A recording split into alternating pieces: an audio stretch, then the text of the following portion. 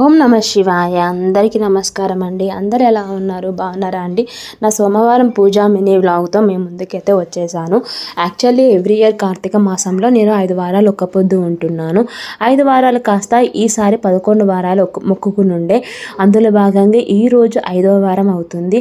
నాకు చాతరైన రోజు చేస్తున్నాను, ఇంకా పడని రోజు, చాతకాని రోజు స్కిప్ చేసి టు బి కంటిన్యూ చేస్తున్నాను. అలా మధ్యలో వారాలు వదిలేయంగా ఇంకా 5వ వారంలోనే ఉన్నాను అన్నమాట.